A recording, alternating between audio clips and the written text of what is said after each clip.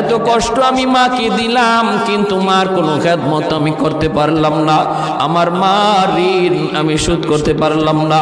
আল্লাহ, আজ যদি তুমি আমাকে জান্নাতে দিতে চাও, আমার মা বাবা সারা জান্নাতে যাইব না, হয় আমার বাপ মার সাথে জাহান্নামে দিয়ে দাও, হয় আমাকে আমার বাপ মার সাথে জাহান্নামে দিয়ে দাও, নতুবা আমার সাথে আমার বাপ মারে জান্নাতে দিয়ে দাও।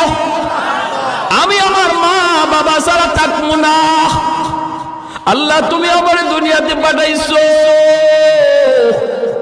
আমার মা আমার বাবা আমার উপর কি পরিমাণ ঋণ, আমি তো ঋণ শোধ করার সুযোগ পাই নাই, দিছো না। আজ হাসরের মাঠে যদি আমাকে জান্নাত দিতে হয়, বাপ মা ছাড়া জান্নাতে যাইব না।